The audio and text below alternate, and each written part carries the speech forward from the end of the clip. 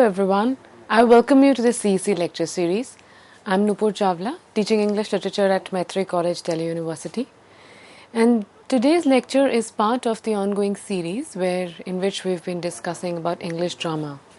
And the essay or the play actually that we are discussing today is a 20th century play by Edward Albee, which is titled Who's Afraid of Virginia Woolf? So that's the title of the play, and this is what we will be discussing in today's lecture. Now, if you look on screen, Edward Albee is actually, he was a 20th century playwright, and he was around up until the 21st century as well, right? And he's been a prolific playwright, as you can see. He was born in 1928, so which is the early part of the 20th century, and he was around till 2016, just till the other day, right? And he's an American by nationality. So you see, you might be wondering that when we talk about English drama, so how come we are taking up an American playwright? So when we talk about English drama, it has, you see, two implications. A, drama which is maybe written by the English playwrights, but at the same time, English drama also points towards all those plays which are written in the language English, right? So Edward Albee, being the American playwright, born in 1928 and who died in 2016, he wrote in English, and one of his most popular plays, which is in consideration today, is Who's Afraid of Virginia Woolf, right? So that's how this playwright and his work falls in the series that we've been talking about. Now you see, what we notice about Edward Albee and what has also been stated is that his works are considered to be as explorations of the modern condition. Now, what do we mean by modern condition? It basically means that you see life in the what we historically call as the modern period. Now, I know that the word modern has been used varied in a varied context, with even Renaissance being referred to as the early modern. But if you look at the concept of modern basically means that which is forward looking, which spells a break from tradition, which spells a break from the past, and which is secular, which involves you see all the democratic tendencies. So you see, I mean, as a concept, that's what the word modern means, and therefore the word modern has also been used earlier to the earlier historical timelines as well. But when we talk about you see Edward Albee, so now what does the word modern in his context imply? It basically means, you see, now when we talk about English literature and its various historical timelines, literature which is written you see around the First World War and slightly after the First and the Second World War, or let's consider that literature written around the World Wars, we call them as, or we categorize them as modern, and and plus there's also been this movement which is called modernism, right, in different art forms. But again, coming back to the word modern condition, so when we say that his works are considered explorations of the modern condition, in the case of Edward Albee, modern basically means that what was the condition of the society of individuals around the 20th century, right? Around the times when we had the world wars and slightly after as well. Now we call it also modern because you see these two events were incredibly path breaking. These two, I mean, let's not call it path breaking, but they were incredibly decisive in history because you see a lot what had been thought sacred so far was called to question. There was widespread destruction, etc. Yeah, so everything that people had believed in was kind of overturned with these two events. So that also kind of brought to the fore the idea that how, I mean, people then started to question that something, they started to question about the very essence of life, and they started to question about what is the meaning of life. They started to question religion. They started to question geographical boundaries. They started to question their own existence itself, right? So all these tendencies were then kind of introduced around this time in history. So this clearly tells us that there was a break from what had been traditionally followed up until the 20th century, and there was a big rift in that understanding, in the understanding of oneself, in the understanding of one's surroundings, right? So as we hit upon this moment in history, we realize that there's going to be a change, and this change is what we call as the modern condition, which Edward Albee also explores. But at another level, we can also say that modern condition, because he's talking about almost like the contemporary present, the 20th and the 21st century. So modern even in that sense of something which would be contemporary. So you see, we notice that how the word modern itself as a concept has multiple connotations, and we have just now taken a look at that, right? Now taking forward from there, we also say that Edward Albee's plays are often viewed as the American variants of the trend theater of the absurd. Okay, now what exactly was the theater of the absurd? Now you see, this was again a literary movement which flourished in England after the World Wars, right? Now, as the term itself suggests, theater of the absurd. Now over here, what catches attention is the word absurd. Yeah, what exactly was absurd, etc. Absurd basically means something which is weird, right? Something which is out of the ordinary, something which does not follow the usual logic of how we understand things around us. So this theater, carried in theme as well as in form the idea of absurdity, right? So the issues which were explored in these plays, the tools or the dramatic techniques that were used by these plays, all of those together pointed towards absurdity, some kind of an absurdity. So you might wonder, now you see, now it is here we need to connect this this statement that we just now made, that his plays are often viewed as the American variants of the theater of the trend theater of the absurd. Connect this statement to the previous one that we just now made, that is, his plays are an exploration of the modern condition. Now, I told you that the modern condition comprises, you see, the time around the world wars and after.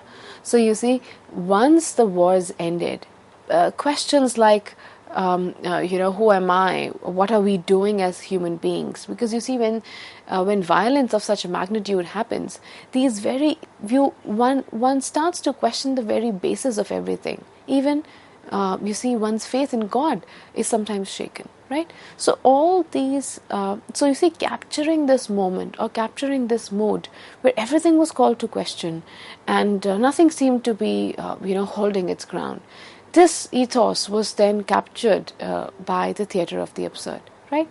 And or one can also say in another vein that at that time, absurdity seemed to be the only way of making sense of life, right? Because that's what the this sense or this idea was then captured in literature through the form theater of the absurd. And Edward Albee also belongs to that trend, which essentially was English, but then we also see, despite being an American, his works also seem to have some reflections of this trend, right? These are the 2 points that we have made so far. But if we look at a little background of, his individual background. Now you see, Edward Albee, by the time he was 12, he had written his first play, and in fact it was a three-act farce which was called The Aliqueen, right? So we see that how he started writing quite early on in his life, yeah, where he was when he was just about 12, right? So we see that this is something which kind of came maybe very naturally to Albee.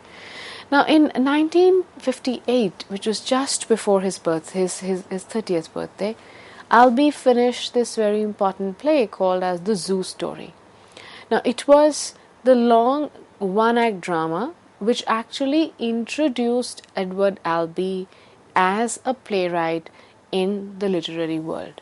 So 1958, which is the mid-20th century, is when Edward Albee was established as a playwright of some renown. And what was the play? The play was The Zoo Story. Now you see, in the life of all the writers and sometimes even filmmakers and artists for that matter, there are some seminal works of theirs which kind of introduce them to a larger audience, which kind of mark their presence in the industry. So that kind of a marking or a marking of the presence of Edward Albee came in 1958. Right now, for the play, we notice that he received critical but not popular success. Right. So while The Zoo Story introduced Albee as a playwright, but the play got a critical success. So critics saw merit in it. Learned minds saw that where the play had some distinction. But then, was it for the masses? No, it did not, really catch the fancy of the masses. So that's how his initial forays into playwriting were. If we, of course, now that we've mentioned that this is the play which introduced Albee on the world stage, etc., I'm sure that you will also be curious to know just, an outline of what exactly was The Zoo Story about. It's actually, a play which explores the themes of isolation, loneliness, miscommunication, social disparity, and, dehumanization in a materialistic world. So you see, when we look at the themes of this play, loneliness, miscommunication, social disparity, dehumanization. So this, right at the outset, places Albee's works in the tradition of the theatre of the absurd, or in the tradition of, those plays which were exploring the modern condition of man, right? So how does that happen? Now, you see, loneliness, isolation, miscommunication, dehumanization, all these ideas seemed to be making sense at a time when the two wars had wreaked havoc. Every individual was kind of feeling lost. They were left to their own devices to survive. Some would have lost their families. There was a deep sense of isolation and detachment. There was, of course, dehumanization when there's violence of such an extent. How does one, function? And so all of these things then got articulated in this initial play by Edward Albee. So I hope that you see this example then helps you put in perspective two very important, features that we've talked about Albee's works.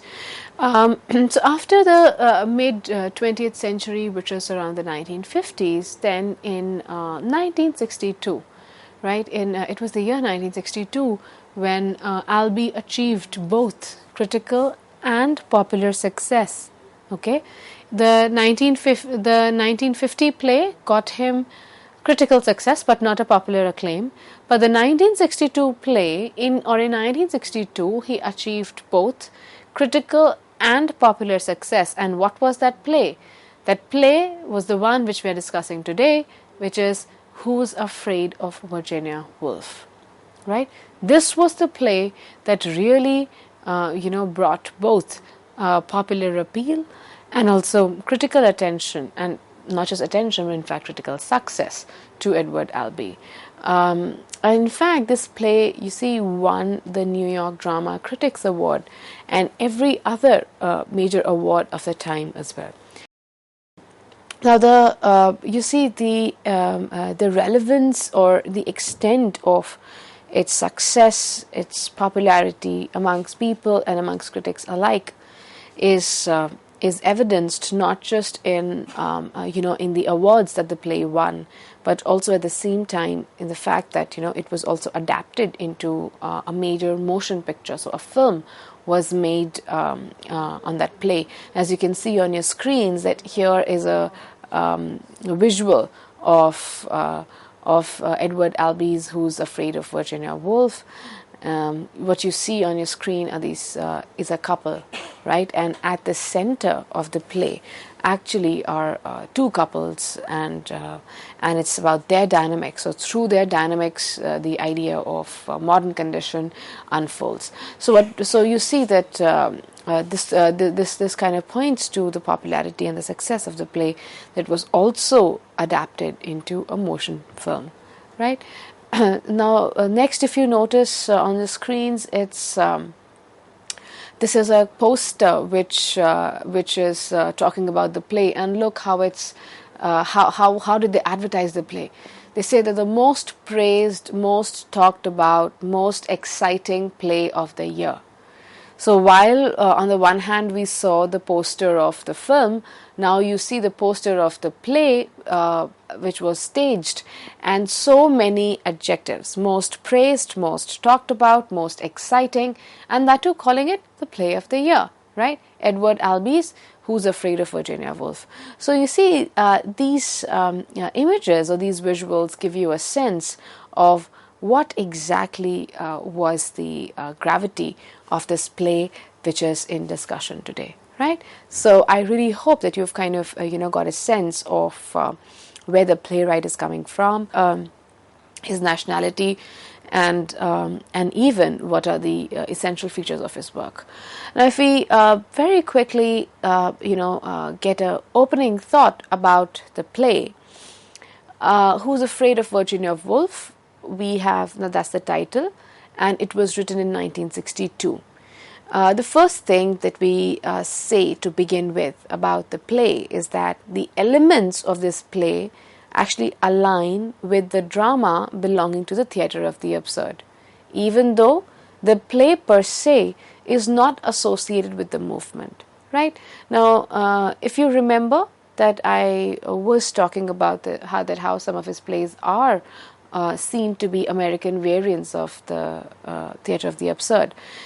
So Who's Afraid of Virginia Woolf also is a lot of times ascribed that quality, that it has those elements of that literary movement. Now his early plays, that is the Zoo Story, the American Dream, and the Sandbox, right? All these early plays, particularly, they subscribe directly to the absurdist movement, right? Now, what do we mean by them subscribing to the absurdist movement? It means that they employ most of the themes, the motifs, the ideas, and techniques of the theatre of the absurd, right? So, of course, when we say that they employ the themes, we just now talked about that, right? So the themes of isolation, the themes of discontent, the themes of being disconnected, the themes of absurdity, right?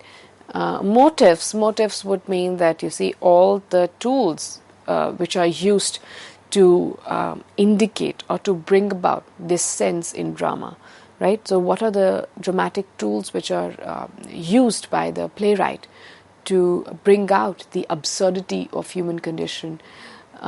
Ideas and techniques, right? So again, all these together, the kind of themes, ideas and techniques that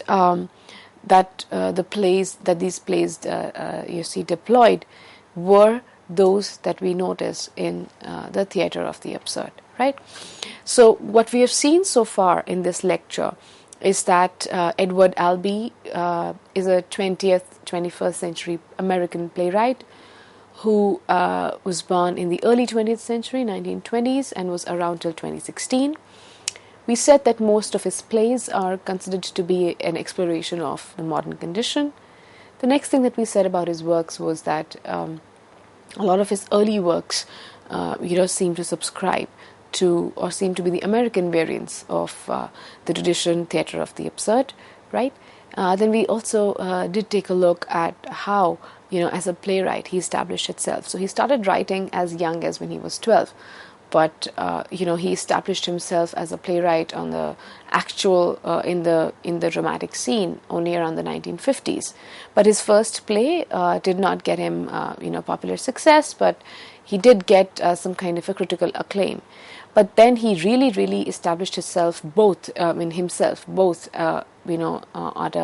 a popular level, which means getting mass appeal, getting mass appreciation, getting people to talk about him. Getting people to talk about his work, etc. That, and also the critics' approval. That happened with the play "Who's Afraid of Virginia Woolf," which was written in 1962. Right, and we said that how this play also has elements of the absurd here, and the other point that we also made was that the centrality of this drama or this play is further enhanced when we look at the idea that how when we look at the posters, right? That it was of course made into a motion film, into a motion picture. So, which means that it indeed did captures, it did capture people's imagination, and was met with that kind of praise. And at the same time, even when we looked at the poster of the play, we saw that how it was being acknowledged as the play of the year, as the most watched, as the best play, etc. So those very solid adjectives around the play, right? So all of these points we had looked at in this lecture. In the coming part of in the second half of the lecture, we're going to look at length about this play, Who's Afraid of Virginia Woolf, what happens here, what are the themes that we notice, how does it kind of subscribe to the tradition of the theatre of the absurd, and all those points will be discussed in the second half. Thank you.